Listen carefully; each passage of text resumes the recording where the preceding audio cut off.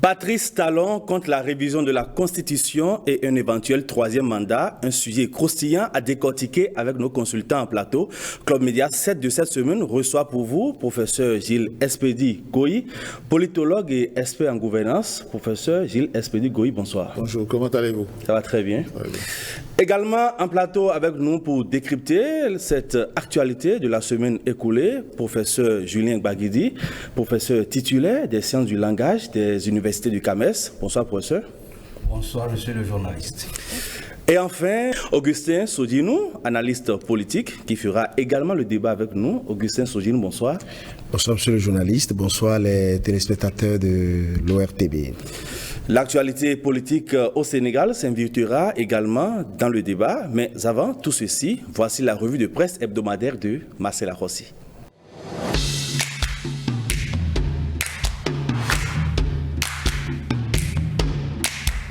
Démarrons par une revue des titres sur l'actualité. La sortie médiatique du chef de l'État, Patrice Talon. Il ne veut pas d'un troisième mandat. Nous sommes vers la fin du débat sur la révision de la Constitution selon l'Indépendant. Moi, je suis partant. Retient Bénin intelligent des propos de Patrice Talon face à la presse. Talon amorce une descente en douce, constate Nord-Sud quotidien. Selon le Béninois libéré, c'est un piège d'agouti que Talon pose aux députés. Pour le potentiel, Talon lève le voile sur des sujets sensibles. Ce sont des vérités, constate la Nouvelle Tribune. Pour Info Matin, Talon se prononce et prend ses marques. La page du troisième mandat déjà tournée derrière nous. Le Matinal. Talon met fin à la polémique. Le chef de l'État pour la préservation des acquis. Au sens de Matin Libre, Talon livre le bloc républicain. Nomination annoncée des ministres conseillers à la présidence. Le chef de l'État a trouvé un moyen de récompenser les membres des formations politiques qui soutiennent ses actions à la tête du pays, estime la Nouvelle Tribune. On parle exactement de la mise sur pied d'un collège de ministres conseillers placé sous l'autorité même du président de la République. Selon le décret qui le formalise en date du 9 janvier 2024, le ministre conseiller est d'abord membre d'un parti politique issu de la majorité présidentielle. Même s'il n'est pas dans le gouvernement, il a rang de ministre et est collaborateur du président de la République. Pour Gaskiani Info, c'est l'antidote à la disposition de la mouvance. Le Bénin, dans le top 10 Afrique, dans la lutte contre la corruption, rapporte le Matinal. Le pays figure à la 72e place sur 180 pays au monde. L'analyse sur le site de Social Watch indique que l'indice de perception de la corruption de cette année montre des résultats mitigés en Afrique avec des améliorations significatives dans quelques pays. Cependant, la plupart des pays africains stagnent et le score global de la région reste faible, alors qu'en 2021, le rapport de Transparency International classait le Bénin à la 78e place. C'est dire que le pays a gagné 6 points entre 2021 et 2022. En 2015, le Bénin était à la 15e place en Afrique et 83e dans le monde, rappelle le Matinal. Les Seychelles restent le meilleur élève de la région, suivi du Cap-Vert et du Botswana. La Guinée équatoriale, le Soudan du Sud et la Somalie obtiennent les résultats les plus faibles sans aucun signe d'amélioration, observe Social Watch Bénin. Au Sénégal, toutes les unes des quotidiens sont consacrées au dernier développement du séisme politique qui secoue le pays, l'interruption de l'élection présidentielle du 25 février par le président Macky Sall, puis son report au 15 décembre par l'Assemblée nationale. À Dakar, la vie suit son cours quelques jours après le report de l'élection présidentielle. Derrière ce calme apparent, beaucoup expriment leur déception face à ce qu'ils considèrent d'être un abus du pouvoir du président Macky Sall. Des mouvements de la société civile ont appelé à une série de manifestations au cours des prochains jours. Plusieurs cadres du pouvoir sénégalais ont rompu avec leur camp après l'annonce par le chef de l'État du report du scrutin, rapporte France 24. Certains de ses proches avaient pourtant tenté de le dissuader, semble regretter Jeune Afrique. Macky Sall, de plus en plus isolé, constate RFI. Le président sénégalais s'est attiré bien des critiques dans la sous-région et au-delà. Le président de la République est seul contre tous constate Wolf Quotidien. La communauté internationale ne comprend pas que Macky Sall, qui s'est toujours battu contre les coups d'État sur le continent, soit l'auteur d'un coup d'État, affirme le quotidien dakarois. Reste que l'organisation sous-régionale doit faire mieux et plus que ses gosiers, estime le Djeli en Guinée. À minima, la CEDEAO doit clairement prendre position contre Macky Sall, estime le site Konakrika. On voudrait même que des sanctions soient prises. En gros, qu'à nouveau la CEDEAO brandisse les muscles et fasse montre de fermeté dans sa condamnation du coup d'État institutionnel de Macky Sall, comme elle l'a fait vis-à-vis de ceux militaires. Dans l'absolu, poursuit le Djeli, une sortie honorable de cette crise pour la CEDEAO serait qu'elle réussisse à convaincre le président sénégalais de renoncer à sa forfaiture. Ce défi, elle doit le relever absolument si elle veut se donner une chance d'exister encore.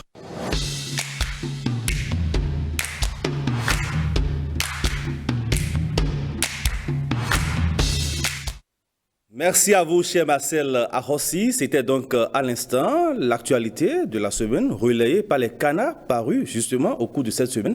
Place maintenant à la deuxième rubrique de l'émission 7 jours au Bénin.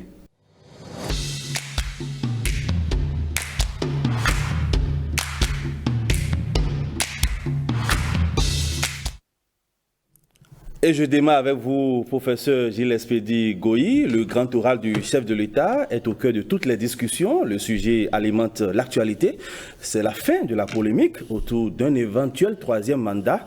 Patrice Talon l'a martelé. Cela ne fait pas partie de ses aspirations. Le chef de l'État se désolidarise ainsi de toute tentative de révision de la Constitution. Effectivement, je vous salue encore, monsieur le journaliste. J'en profite, comme c'est la première fois en 2024 que j'arrive ici, j'en profite pour saluer tout le personnel de la télévision nationale qui fait du bon travail. Merci à vous. J'ai beaucoup d'admiration pour vous.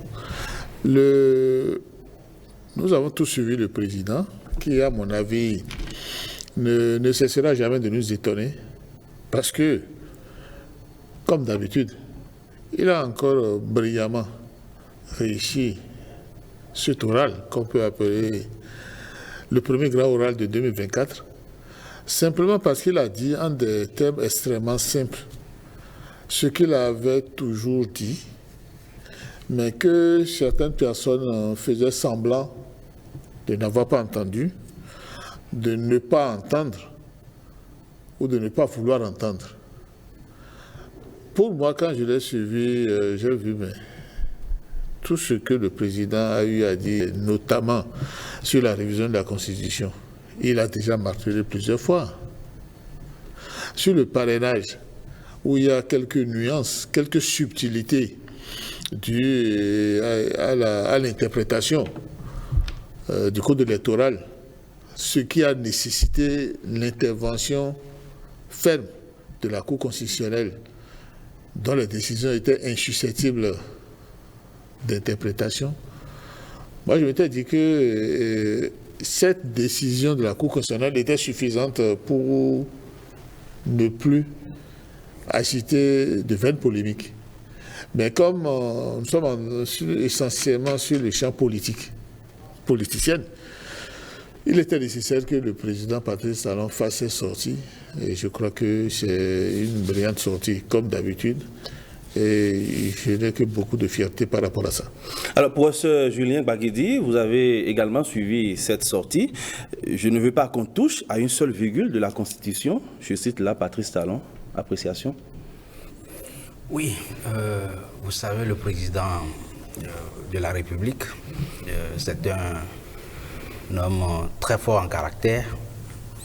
Et je pense que cette phrase que vous venez de rappeler, de sa part, constitue tout simplement un engagement de fermeté à dire qu'il est républicain, il est démocrate, il est garant de la Constitution et par conséquent, il est prêt à partir en 2026. Je crois qu'il faut saluer ce monsieur qui est venu faire le job présidentiel avec beaucoup d'éloquence et beaucoup de sérieux. Qui nous souviennent que quand il a pris le pouvoir en 2016, il s'était engagé à faire un seul mandat.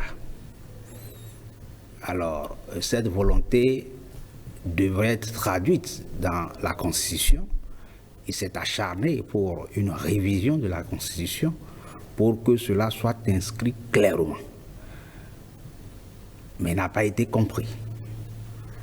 Et comme il n'a pas été compris, et cette révision modifiant le texte, entraînant la mandature présidentielle à un seul mandat, n'a pas abouti. Alors, les compteurs étant remis à zéro et souhaitant continuer l'œuvre de bâtisseur qu'il a entamée, il a continué, il s'est présenté en 2021, il a été réélu. Et vous voyez très bien que sur son parcours, il a fait inscrire dans les textes de la Constitution révisée en 2019 des garde-fous pour que, après 2 mandats, on ne revienne plus. Je pense que c'est suffisamment un engagement fort pour que quiconque assume cette fonction présidentielle se dise tout au plus avec 2 mandats, je dois pouvoir réussir le job. Donc le président rappelle qu'il est en train de partir et qu'il ne souhaite même pas qu'on touche aux tests fondamentaux de notre République pour faire plaisir à qui que ce soit ou pour des intérêts politiciens de quelque manière que ce soit. On va creuser le sujet en profondeur. Augustin Sodinou, la parole du chef, elle est sacrée. Patrice Talon réaffirme cet engagement, cette position tranchée pour la énième fois. Le débat ou le vain débat suscité par une certaine classe politique devrait à présent être dissipé. Eh bien, comptant sur la politique politicienne, je ne pense pas que, après la sortie du président de la République, que des gens veuillent ranger automatiquement cette veine polémique. Je pèse bien mes mots, parce que même avant la sortie du président de la République, la volonté affichée du chef de l'État était quand même perçue de tous.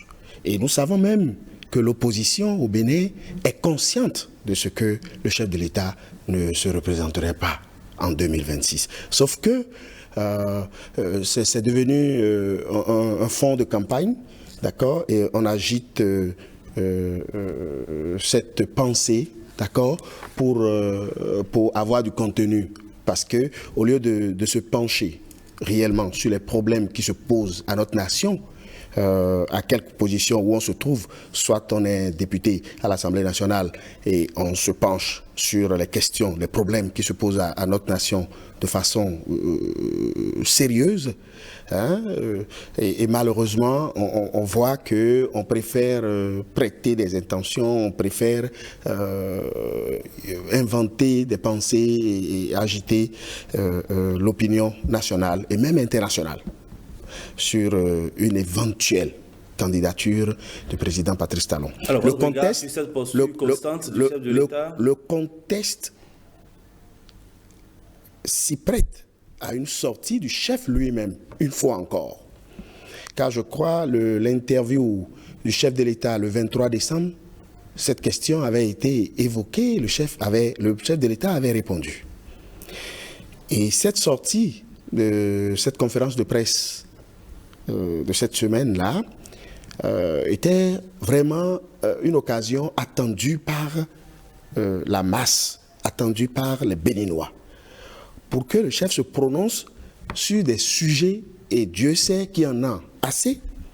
Et c'est avec grande satisfaction que nous avons suivi le chef de l'État qui a répondu, comme l'a dit le douanier, avec des mots simples, des questions préoccupantes, majeures, hein, à l'interne qu'à l'externe.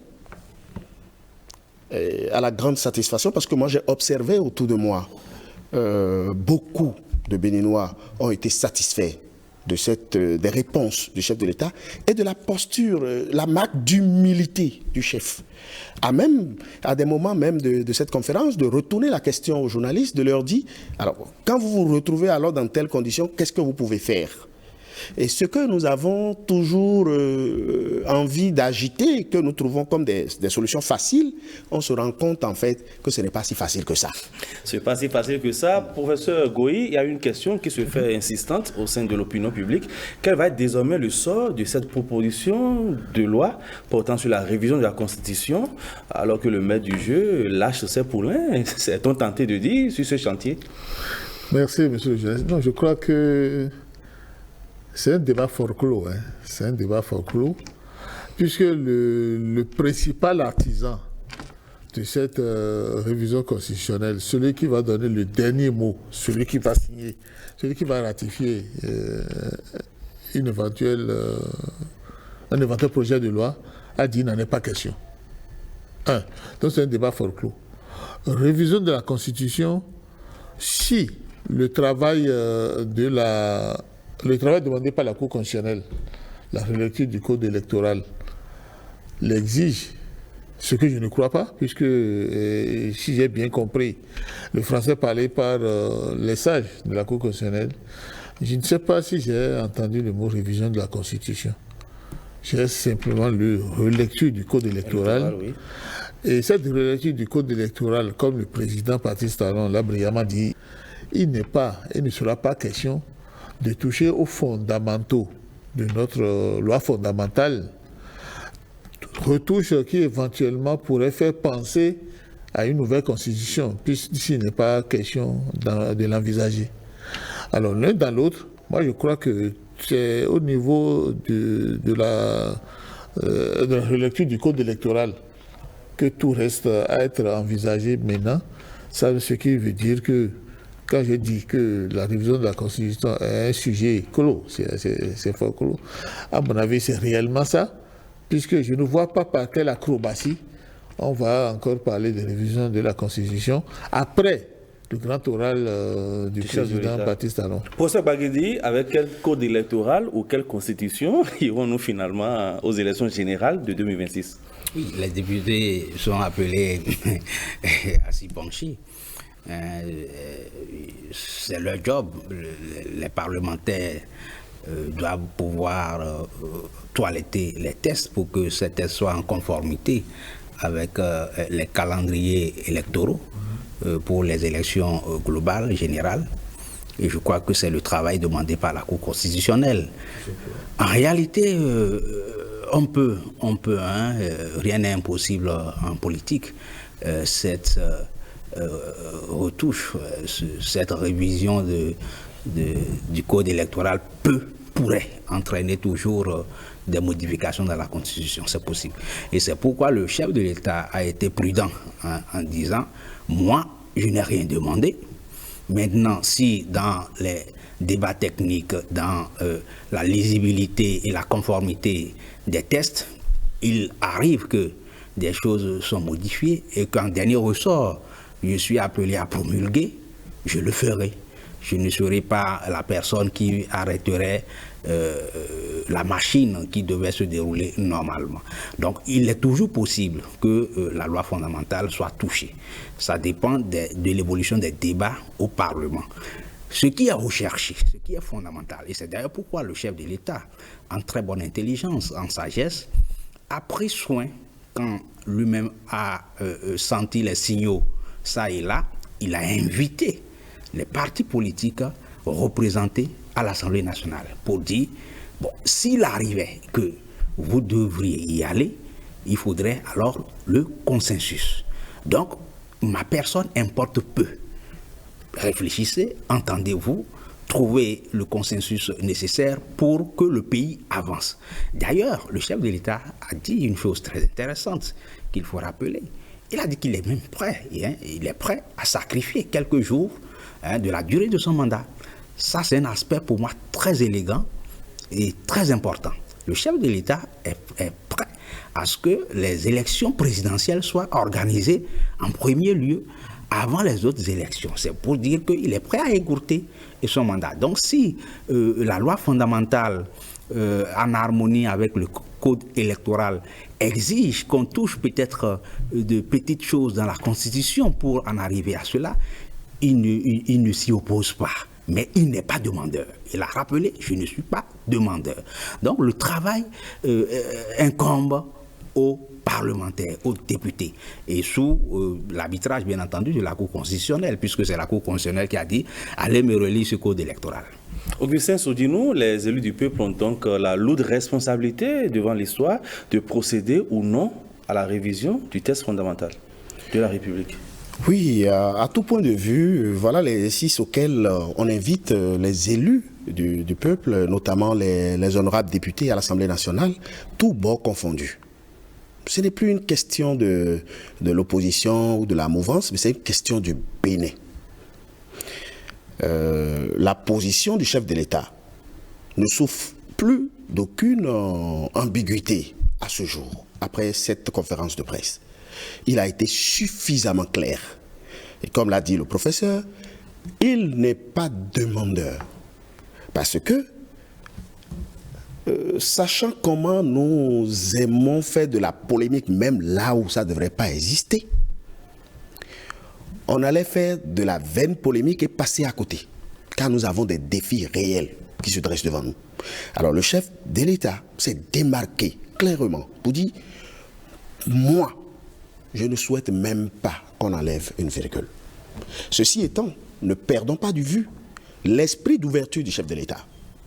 Le chef de l'État est bien ouvert à ce que nous cherchions de façon convenable des solutions appropriées aux défis ou aux problèmes qui se dressent devant nous.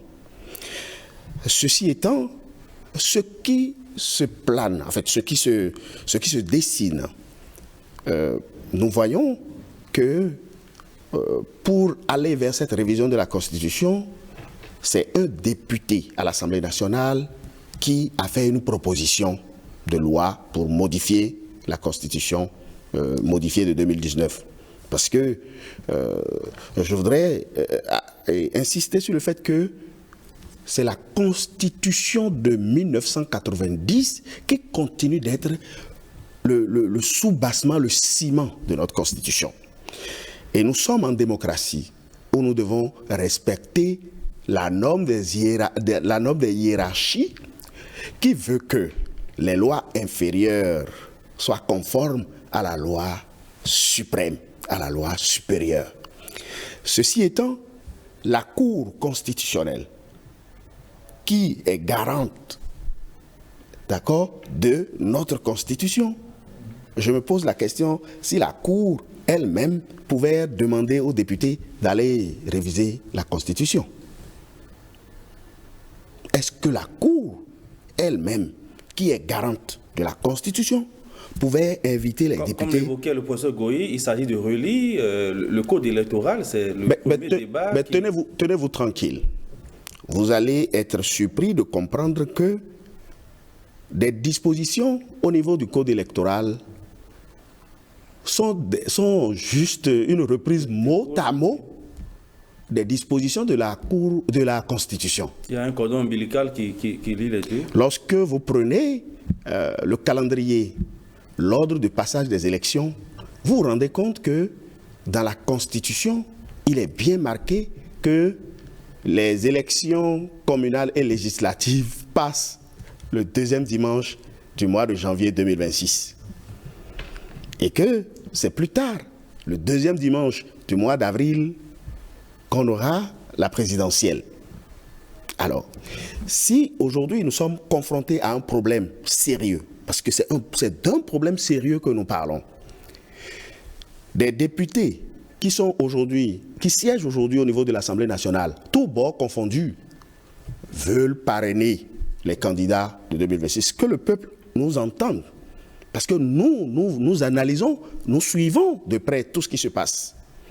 Les députés tous bords confondus, sauf la position au départ du parti l'Union progressiste, le Renouveau, qui pourtant détient le plus grand nombre de députés à l'Assemblée nationale, était de permettre à ce que ce soit les députés issus des élections législatives de 2026 qui parrainent les candidats à la présidentielle de 2026. Le parti l'Union progressiste, le Renouveau, sa position au départ était favorable à ce que ça soit les députés issus des élections législatives de 2026 qui soient des parrains pour l'élection présidentielle de 2026. On va y aller rapidement, on a d'autres points à égrener, M. Sodinou.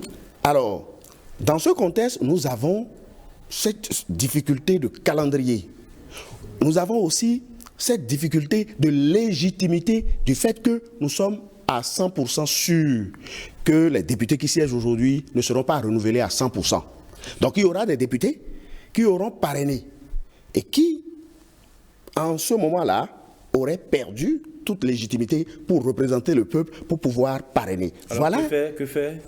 Ce qu'il faut faire, c'est qu'il faut aller vers la relecture du code électoral, comme on a dit, mais in fine, je ne serais pas surpris qu'on soit obligé d'aller toucher le code, d'aller toucher la Constitution, parce que la loi électorale est inférieure dans les normes à la Constitution et ne peut que se conformer à la Constitution. Nous allons nous intéresser à d'autres axes de l'intervention du chef de l'État, professeur Goï, face au retrait du Mali, du Burkina Faso et du Niger de la CEDEAO. Patrice Talon pense qu'il faut intensifier et renforcer le dialogue avec ces pays de l'AES, l'Alliance des États du Sahel, afin de mieux consolider l'intégration entre les peuples et de préserver donc cette paix dans la sous-région. Oui, moi je crois que ce retrait de l'AES, de la CEDEAO, est une très bonne chose. C'est une très bonne chose parce que d'un point de vue sociologique, ça a permis, ou bien c'est en train de permettre d'insuffler un nouveau dynamisme à notre institution régionale, la CEDEAO.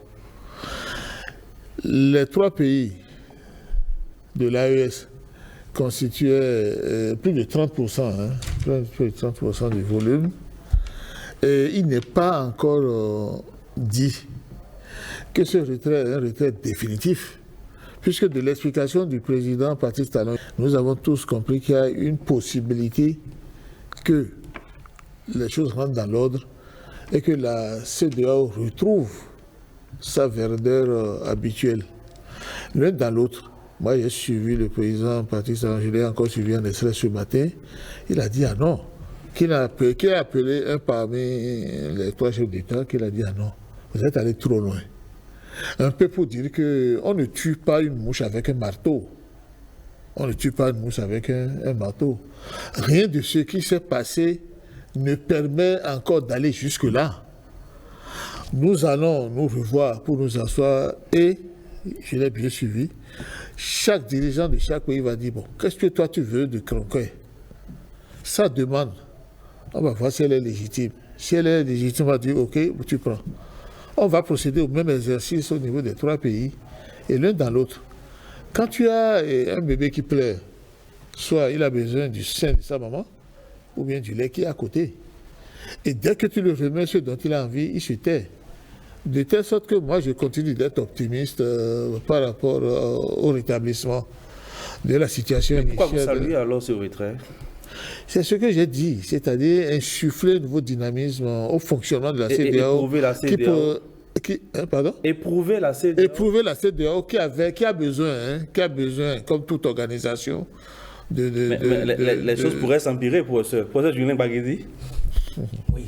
Qu'est-ce que vous me demandez, monsieur le Par rapport au retrait des pays de l'AES, de la CEDEAO, la position du chef de l'État qui veut qu'on renoue le dialogue, qu'on puisse mieux discuter donc, avec les putschistes afin que la paix et la stabilité puissent revenir.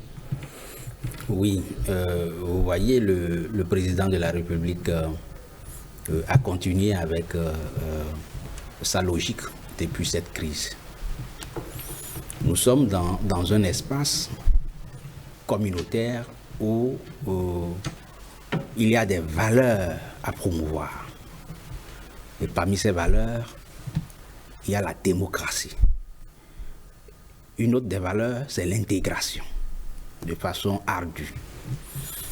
Alors, lorsque nous disons que dans notre communauté, nous mettons en exergue comme valeur essentielle la démocratie et que ce processus démocratique est écourté dans certains pays, il est de droit que les chefs d'État condamnent et cherchent des solutions de rétablissement de l'ordre constitutionnel, de l'ordre démocratique.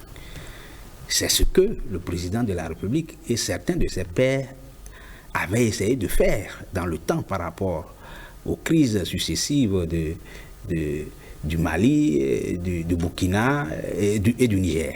Alors, professeur, revenons à l'étape où on en est actuellement. Oui, là où nous en sommes, c'est le retrait de ces 3 pays de la CEDEAO. Mais je ne parlerai même pas encore de retrait, c'est une tentative de retrait. Ils ont exprimé leur désir de sortir de la communauté. La communauté doit pouvoir acter cela et donner une décision.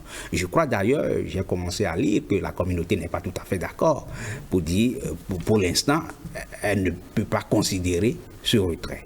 Donc, il y aura des discussions. Et vrai, nous sommes à une période peut-être de crise, mais qui va entraîner à une maturité de la CEDEAO en bien. Pourquoi? Parce qu'en définitive, il faut comprendre que nous sommes dans des enjeux géopolitiques et géostratégiques énormes. Et c'est pourquoi la posture du président de la République, s'invitant à une forte médiation pour que ces pays reviennent à la raison, me paraît être une posture très intelligente, me paraît être la posture idéale. Donc, dans le contexte géopolitique et géostratégique mondial aujourd'hui, nous voyons très bien venir un autre ordre mondial en concurrence avec l'ordre mondial occidental. Et tout se joue dans ces enjeux et ces engrenages. Donc, notre communauté ne peut pas continuer à être moins forte avec des départs face à ces enjeux mondiaux où des pôles sont en train de se construire. Quelles que soient nos divergences et la diversité des pensées ou des orientations politiques, notre communauté doit être suffisamment ouverte aussi bien à l'ordre mondial occidental et à l'ordre mondial des BRICS qui se construit également parallèlement. Alors, je ne vous coupe pas, professeur. Augustin Sodinou, le chef de l'État béninois, qui opte pour une démarche plus flexible afin de mieux gérer la situation. J'ai plutôt constaté que le chef de l'État était dans une situation où on ne sait vraiment pas si l'application des tests ne pose pas un problème à l'élite ou aux porteurs de ces nouvelles normes, j'allais dire. En ce sens que les dispositions de la CEDEAO permettent de sanctionner lorsqu'il y a des dérives, lorsque on vient au pouvoir par la force et ceci et cela. C'est ce que la CEDEAO a fait. Et cette CEDEAO est décriée. Et cette CEDEAO est qualifiée de tous les noms d'oiseaux. Alors que ce qui s'est passé est prévu, sanctionné. On n'a fait qu'appliquer les tests. L'évolution de cette situation, c'est-à-dire le chef de l'État dit par exemple, les sanctions qui ont été prises n'étaient pas prises pour durer dans le temps. C'était pour qu'on puisse dire, ah mais non, ce que vous avez fait, c'est pas bien, on s'arrête et on s'entend sur comment on va évoluer. Mais malheureusement, dans le cas du Niger, par exemple, il y a eu un blackout. Il n'y avait pas la possibilité de communiquer avec ceux qui sont les hommes forts de Niamey actuellement. Mais aller jusqu'à se retirer de la CEDEAO, ça nous fragilise. Aujourd'hui, la tendance, c'est d'aller vers de grands regroupements pour être fort. Pourquoi encourager alors ce qui va faire qu'on va encore plus être divisé? Pourquoi? Personne ne peut l'encourager. Celui qui est un humain, celui qui aime les peuples africains, celui qui veut le bonheur de son peuple, ne souhaiterait pas que tout ce qui est disposition pour permettre l'intégration, même si ce n'est pas appliqué à 100% aujourd'hui, que ça soit encore fragilisé, que ça soit encore saucissonné. On vous aura compris sur la question. Pour finir avec ce sujet, un tour de table rapide pour évoquer la question, par exemple, de la mise à la retraite d'office de certains agents des forces de défense et de sécurité et assimilés. Et enfin, la création d'un collège de ministres conseillers. Professeur Goï. Merci. Non, pour ce qui concerne La mise à la retraite d'office des officiers, sous-officiers, des forces de défense et de sécurité Et assimilé. c'est une très bonne chose. C'est une très bonne chose parce que c'est un domaine sensible. C'est un domaine qui évolue régulièrement. Et il faut avoir des éléments énergiques, des éléments susceptibles d'affronter et de confronter les réalités de ce milieu-là. Les explications données par aussi bien le ministre de l'Intérieur, Alassane Seydou, le directeur des ressources humaines de l'armée, et ce que le président a encore rappelé me donne des raisons de penser que dans ce domaine-là, tout est très bien fait et qu'il ne devrait pas y avoir de mauvaises interprétations par rapport à ça. Alors, par rapport à la création des postes de ministres conseillers. Par rapport à la création des postes de ministres conseillers, je vais vous surprendre, c'est encore une très bonne chose, simplement parce que dans ce pays, nous avons tout fait. Nous avons tout fait de trouver des cabinets ministériels pléthoriques. Tous les gouvernements passés ont subi cette critique, de telle sorte que chaque gouvernement surveille comme le lait sur le feu la composition de son gouvernement. Il y a plein du secteur qui pouvait faire l'objet, n'est-ce pas, de création de postes ministériels, ce qui n'a pas été le cas, de telle sorte que la création d'un collège de ministres conseillers règle ce problème d'inadéquation entre le besoin réellement senti de créer des secteurs ministériels et la nécessité de tenir compte des exigences financières. C'est votre avis sur la question, professeur Julien Baguizi. La mise à la retraite d'office de certains agents des FDS est assimilée et la création d'un collège de ministres conseillers. Oui, je dirais sur ces deux points. Le premier, qu'il s'agit de la mise en application de tests qui existent. Donc, je crois que les concernés ont très bonne connaissance que ces tests existent. Mais ils n'ont pas été préparés, ça a été un peu reçu comme un choc, ça a été un peu brutal. C'est vrai, et c'est ça peut-être, je dirais, qu'il faut déplorer, le fait qu'ils ne soient pas préparés, c'est peut-être ça. Mais dans tous les cas, qu'ils soient préparés ou non préparés, les explications du chef de l'État me rassurent, puisque dans les explications du chef de l'État, son Excellence le président Patrice Talon hier, j'ai entendu que ces derniers percevront ce qu'ils percevaient pendant 2 ans. Ça veut dire que c'est une période assez considérable pour se préparer désormais à avoir finalement l'abattement qui viendrait après 2 ans. Donc, je pense que c'est formidable, hein. Les dispositions sont formidables. Néanmoins, je pense que à l'avenir, il faut plus de communication. Et ça, c'est au niveau de l'institution des forces ou des institutions des forces de défense et de sécurité.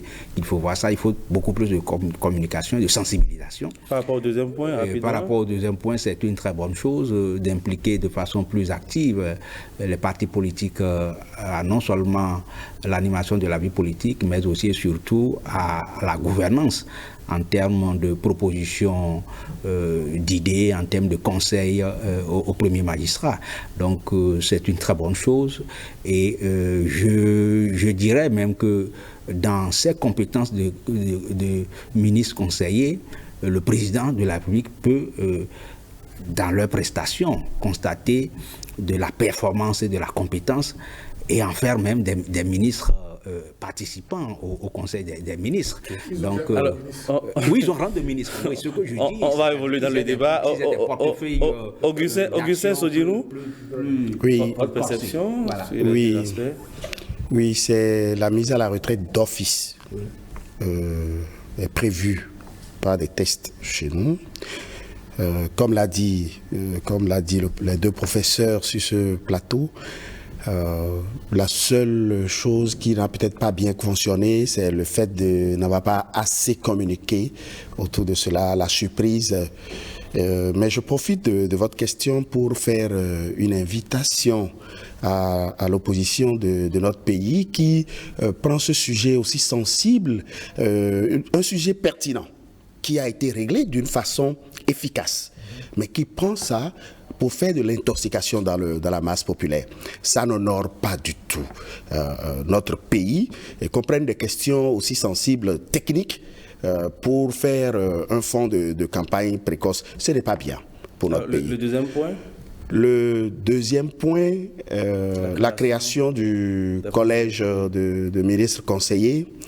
Moi, j'allais dire que si cela n'existait pas, il fallait le créer.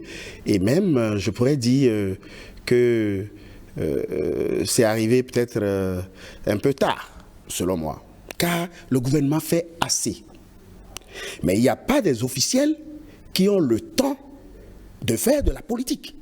Les ministres du gouvernement, observez très bien, ne font pas de la politique. Et il faut des ministres, des officiels qui puissent porter la voix de la rupture, qui puissent vraiment aller dans la communication de tout ce qui se fait et de faire le suivi sur le terrain. De tout. Moi, je me disais même, je le disais en moi-même, et je partageais aussi avec ceux qui discutent avec moi, que peut-être la cellule de communication de la présidence allait peut-être créer d'autres démembrements, parce que nous qui suivons la presse, nous qui suivons l'actualité de façon officielle, nous comprenons les choses. Mais le bas peuple n'est pas imprégné. Donc c'est vraiment important. Nous allons maintenant essayer de décrypter aussi ce qui se passe hors du Bénin. Et l'actualité qui nous intéresse cette semaine, c'est bel et bien ce qui se passe au Sénégal, la rubrique Interactu.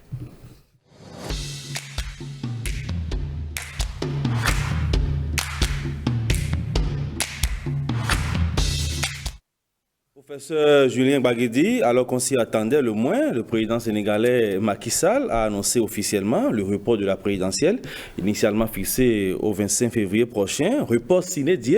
Alors, grâce à un fort signe législatif, il se maintient au pouvoir jusqu'en décembre prochain au moins.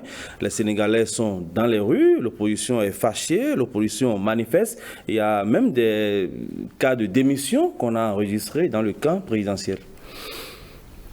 Oui. C'est une déception et c'est regrettable, totalement regrettable pour le président Macky Sall de chercher à finir sa gouvernance de cette manière.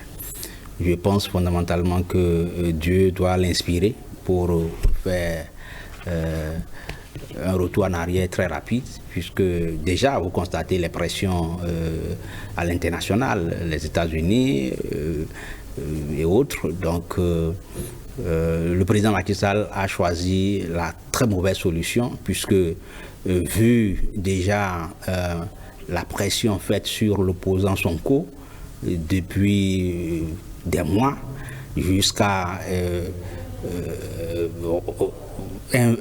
invalider la candidature de cet opposant, malgré cela l'opposition s'est maintenue, est mobilisée, donc il fallait laisser aller jusqu'au bout. Je pense que pour ces questions, il fallait trouver un autre mécanisme et non le report. Le report a enflammé le Sénégal. J'ai entendu dans la revue de presse tout à l'heure, c'est un séisme politique au Sénégal et c'est vraiment dommage. Et vivement que Dieu inspire les politiciens pour que le drame n'arrive pas. Professeur Gilles Espedi Goï, un assassinat de la démocratie au Sénégal? Oui. Je vais dire vertement les choses. Je dis vertement les choses. Moi, j'ai toujours condamné les coups d'État. Et les coups d'État militaires qu'on a observés ces dernières années, j'ai abondamment écrit sur ça, vous êtes témoin de ça. On est en face d'un coup d'État institutionnel. Oui. On est en face d'un coup d'État constitutionnel, donc institutionnel. J'ai essayé de réfléchir, j'ai essayé de trouver des circonstances atténuantes à ça. Je n'y arrive pas. Parce que la politique, là, c'est très difficile et je suis en train de me dire que nous ne sommes pas à Dakar, nous ne sommes pas au Sénégal. Mais je m'interroge sur les conditions objectives, les raisons objectives qui peuvent avoir poussé le président Macky Sall à aller à cet extrême, je ne trouve pas. Est-ce que ça veut dire que le processus n'est pas suffisamment huilé. Est-ce que ça veut dire que le gouvernement sénégalais n'est pas prêt pour cette élection, ce qui ne devrait même pas être une raison pour reporter sine-die jusqu'en décembre? Disons carrément pendant un an, 10 mois. Alors, Augustin Sodino, tentons vers un troisième mandat déguisé, et à quelle fin? Non, il sait que le troisième mandat ne passera pas. C'est pour ça qu'il fait cette brutalité. C'est regrettable. Nous le dénonçons avec la dernière rigueur, que nous n'acceptons plus ces choses-là sur notre continent.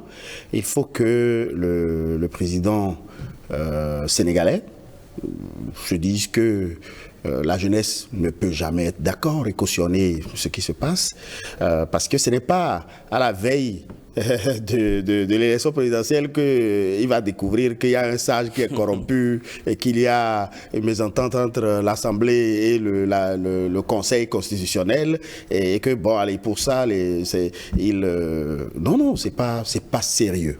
C'est pas sérieux. C'est pas sérieux. Dernière ligne droite de l'émission Potin de la Toile.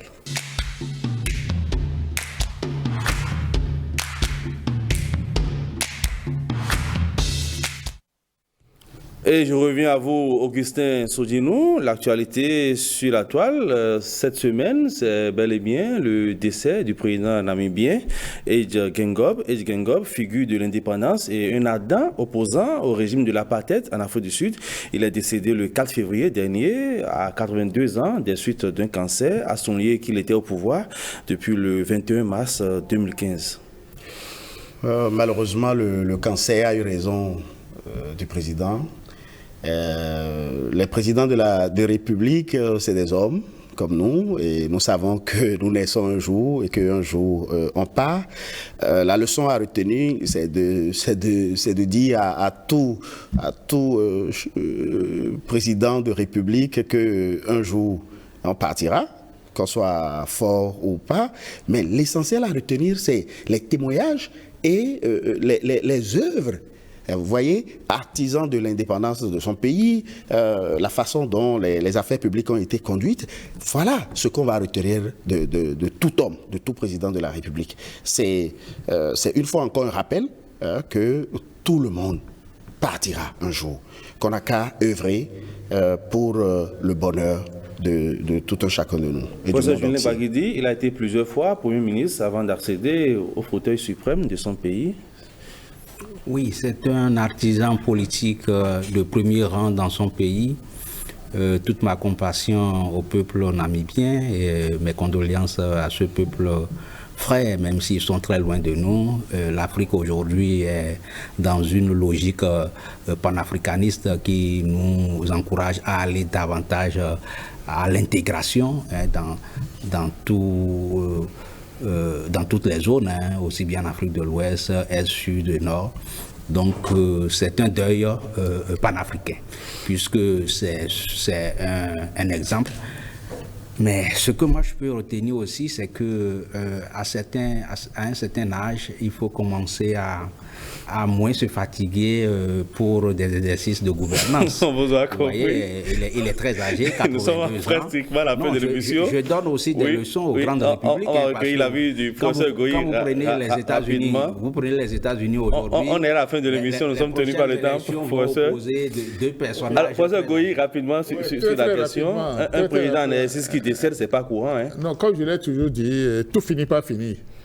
Ce que moi je constate de façon positive, c'est que dans le sillage de Nelson Mandela, ce décès montre que les artisans, les grands dinosaures de la lutte contre l'apartheid sont en train de rejoindre le Tout-Puissant. C'est une race qui s'éteint. C'est une race qui s'éteint.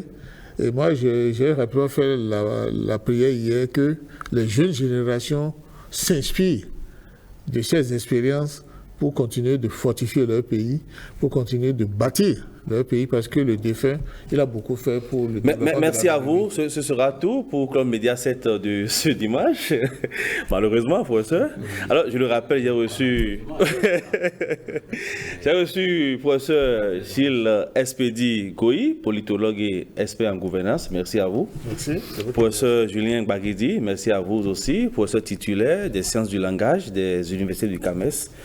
Et Augustin Sodinou, analyste politique, merci aussi. Merci. Merci à toute l'équipe de préparation et de réalisation de cette émission. Merci à vous aussi, chers amis téléspectateurs. Bonsoir chez vous.